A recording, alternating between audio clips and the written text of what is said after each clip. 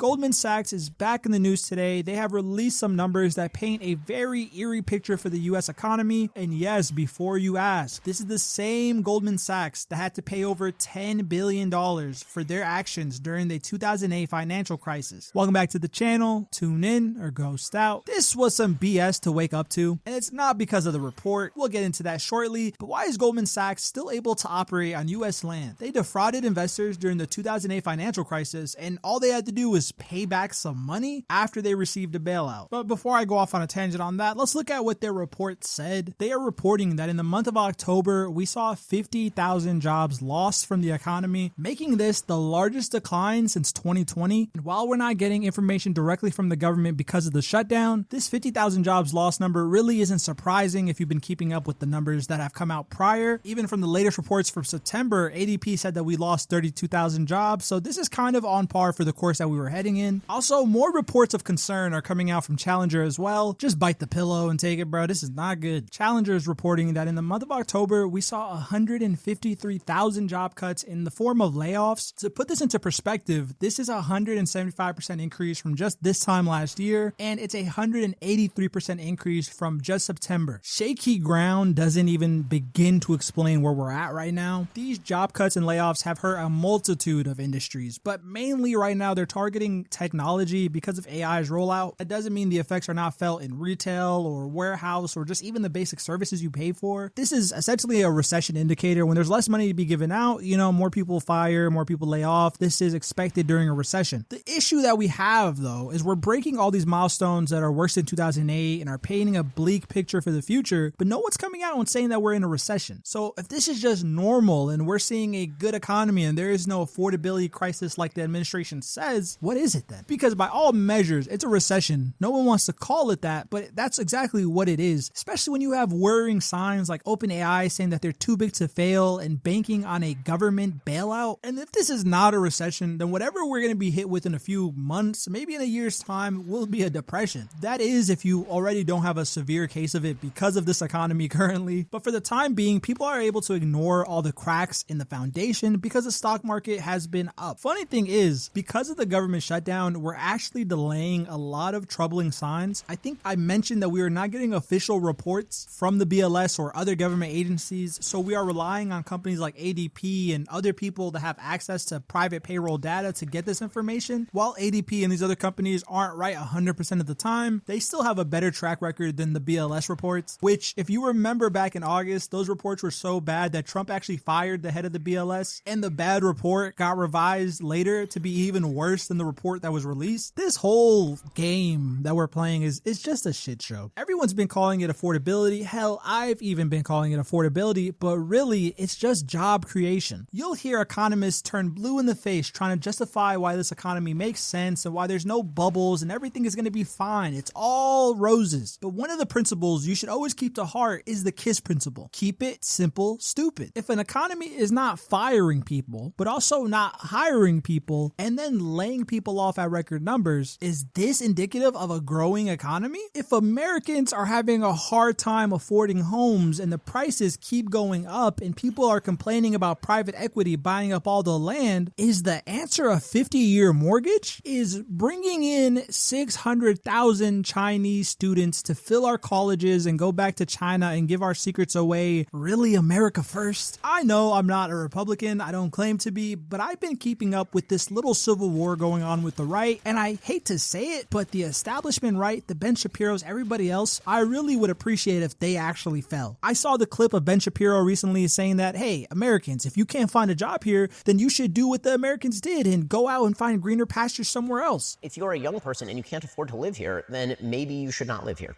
I mean, that is a real thing.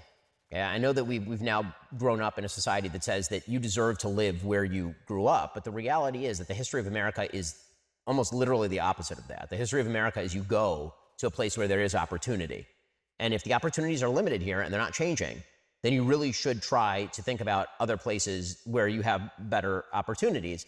Get out, bro. Get out. Get out, bro. What? I wouldn't tolerate that from a Democrat. I'm definitely not going to tolerate it from Ben Shapiro, Bibi Netanyahu Shapiro. But this is the mindset. If you can't make it in this inflated world that they've created for you, then you're just not a good enough American. If you work at Walmart, one of the largest employers in America, and have to take SNAP because they don't pay you enough, then you're just a scum of the system. Oh, and God forbid you don't support endless wars around the globe. Oh my God, you're just so anti-America. They will gaslight you so hard just for saying that you can't find a job or saying that your job doesn't pay you enough. One job isn't paying the bills, Timmy. Get two. Two jobs isn't paying the 50-year mortgage, Timmy. Get three. Your $50,000 car that you could only afford because you financed it for 15 years is running you dry. I heard DoorDash is hiring. They will tell you you're bad with money, but then offer you 30 different ways to put you in debt slavery. The economy, in my opinion, hasn't been growing organically since 2022. All the money printing that was done during the last administration, the inflation that we saw during that administration, it never really cleaned up the mess that we had. So you have companies that have inflated more than inflation, doing bad business but somehow still making a bunch of money. One of the examples of this is just look at Paramount or how Meta is doing business. They're literally just throwing money at the wall because they have so much of it. And I think when you start rewarding companies for bad business, that just leads to a very scary spot for everybody. Because as we near a slowdown to this bull market, companies have to realize that a lot of the jobs and profit that they were taking in was on the back of the Federal Reserve. I think you've noticed it around too in your neighborhoods. There's just less small business around in general. Nobody is shopping outside. Nobody's going to the malls. There are no food places to go to. Life has generally become more boring. And with that, more young people and people who have no experience are pushed out of the job force. A kid who might have worked at a stand in the mall now has nowhere to go but maybe a McDonald's. A girl who may have worked at Claire's at one point can't find a job because Claire's is not hiring. While these issues of hiring and losing jobs are making their way up to corporate America and college graduates, this is not a new development. If you've been keeping up with the job creation since the peak of reopening, we've been on a downward scale for a while. We've just never really addressed it. And it makes sense why they don't want to address it. If you do address that there is just less job creation overall, then you have to really consider what are the benefits of rolling out AI so fast. This is a problem that I think many people think is just going to solve itself, but like history has shows us, if we don't prepare for the next steps, then we will be behind. The environmental, economical, and just paradigm shift that AI will cause is being put in the hands of Elon Musk and Peter Thiel and people that don't really care about you. And that's usually what the government is supposed to stand up for, the values and the rights of its people. But it is way more profitable to be on the side of big business and turn the little guy away from the table, never letting the average American have a voice in the conversation, but instead turning to the biggest donator to find out how they can run the economy into the ground the fastest. While they may be able to delay a problem that's on the horizon, does that mean the effects won't be felt? I doubt it. The Trump administration is taking a play out of the Joe Biden administration's playbook and just denying the fact that affordability is a problem. This didn't work out so well for the last guy, but I don't know. Trump has a cult-like hold on the people that support him no matter what, so this might work. But I think that 50-year mortgage post really did more damage than he was expecting because it really just paints how far away the American dream has become. I know we talk about all the problems that have been going on towards the 80s, but at least for home prices, in 2000, a 30-year-old could buy a house. Even in 2023, a 35-year-old could buy a house. And now you want to tell all the Gen Z and millennials that, well, actually, it's gone up to 40 in just 2 years. We're making more money than our parents ever did, but we can't afford half of the life they live. But hey, here's another 2K check from the government. Go ahead and put another Band-Aid on the gunshot wound, why not? I pray for all the young people and people of any age trying to make it into this country. Times like this really open your eyes to how much we've been sold out as a people, to the banks, to the outside corporations, to everybody but our values. And as long as the parties stick their head in the ground and act like nothing is happening, we will continue to grow louder. It is absurd to me companies like Goldman Sachs are even allowed to practice business still after causing our economy to tumble in 2008. And as they do the same thing by taking on insane amounts of private equity that they can't cover in times of emergency, we're expected to just relax and act like everything is fine. Well, that works until it doesn't. And we're kind of at the it doesn't part. But what do I know? I'm just a unemployed guy playing Call of Duty, sharing my opinion. If you agree or disagree with anything I said in this video, let me know down below in the comments. I do read the comments. I know today's video is more serious than anything, but there's really no way to spin what's happening. We are in turbulent waters. There's really no way to hide that right now. But I don't know, if I had to give some advice, pay down your debts, maybe switch switch to a minimalist lifestyle if you haven't already. Just live like you're in a recession, because by the time they admit that we're in one, things will be in a way worse state than they are currently. But let me know what you think is the next step in this whole game that we're playing. If you haven't already, like and subscribe to join the thread. With that being said, thank you for tuning in. Until next time.